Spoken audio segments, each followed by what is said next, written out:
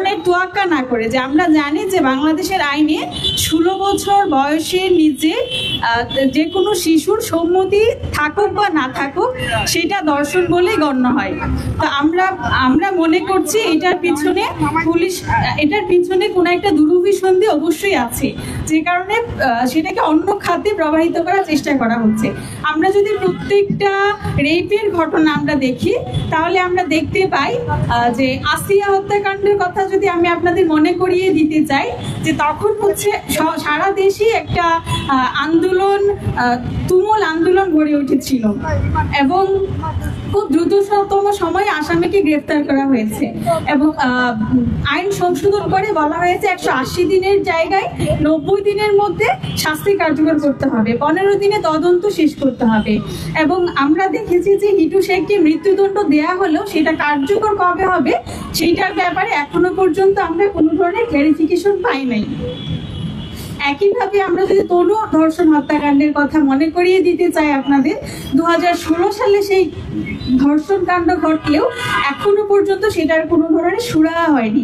আপনারা যদি ঢাকা স্ট্রিমের সেই স্বর্ণময়ের কথা আমরা বলি, যে একজন নারী কর্মক্ষেত্রে কতটা অনিরাপদ হলে সে অভিযোগ দায়ের করা সত্ত্বেও কোনো ধরনের সহযোগিতা না পেয়ে তাকে সুইসাইড করতে হয়েছে এবং এই পৃথিবী থেকে তাকে বিদায় নিতে হয়েছে শুধুমাত্র তার নিরাপত্তার অভাবে।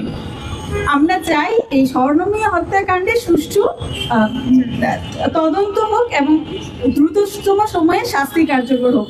সাম্প্রতিক সময়ে আমরা দেখতে পেয়েছি যে বাস শিক্ষা প্রতিষ্ঠান, আমরা যদি বিওপির সেই শিক্ষার্থীর কথা বলি তাহলে সে টিউশন থেকে ফেরার পথে রাস্তায় হচ্ছে রেপের শিকার হয়েছে, রাস্তায় অপহরণ করে রেপের শিকার হয়েছে।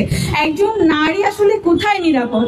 আপনারা জুলাই কন্যা দিবস ঘোষণা করে একদিনের জন্য আমাদেরকে মাথায় তুলে রাখবেন, আন্তর্জাতিক কন্যা দিবস পালন করবেন, অথচ আমরা শিক্ষা প্রতিষ্ঠান, আমরা চাকরি ক্ষেত্রে, এমনকি আমরা আমাদের বাড়িতে পর্যন্ত নিরাপত্তা পাই না।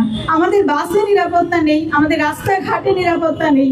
আমার মনে হয় ইন্টারিম সরকারের ব্যর্থতাগুলোর মধ্যে এটা অনেক বড় একটা ব্যর্থতা, যে নারীরা জুলাইয়ে ভ্যানগার্ড হিসেবে ছিল, যে নারীরা জুলাইয়ে সম্মুখ সারিতে থেকে যুদ্ধ করেছে, আজকে সেই নারীরা শুধুমাত্র নিরাপত্তার অভাবে বাইরে বের হতে পারছে না। আমরা রাতের বেলা তো দূরের কথা, আমরা দিনের বেলা বাইরে বের হতে ভয় পাচ্ছি। এটার একমাত্র কারণ আমার মনে হয় যে ধর্ষণের শাস্তিটা কার্যকর না করা দ্রুততম সময়ে। আমরা প্রত্যেকটা ধর্ষণ কাণ্ডের পরে যদি দেখি যে পুরো দেশে একটা তুমুল আন্দোলন গড়ে ওঠে এবং আমার মনে হয় সেই আন্দোলনকে থামাতেই একটা বিবৃতি কিংবা তদন্ত কমিটি গঠন, এরকম নাটকীয় পর্যায়গুলো একের পর এক দৃশ্যপটে আসে, কিন্তু শাস্তি আসলে কার্যকর হয় না। আমরা চাই যে ধর্ষণ প্রমাণিত হওয়ার পর ভিকটিমকে সর্বোচ্চ সহযোগিতা করবে প্রশাসন এবং এটা দ্রুততম সময়ে সুষ্ঠু তদন্ত এবং কার্যকর শাস্তি জনসম্মুখে কার্যকর শাস্তি নিশ্চিত করতে হবে।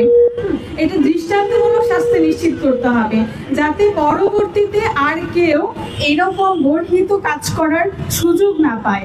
আমরা দেখি একজন ধর্ষী তার পোশাক আশাক, তার বিশ্বাস, তার চলাফেরা নিয়ে প্রশ্ন করা হয়, যেটা একদমই অমূলক একটা বিষয়।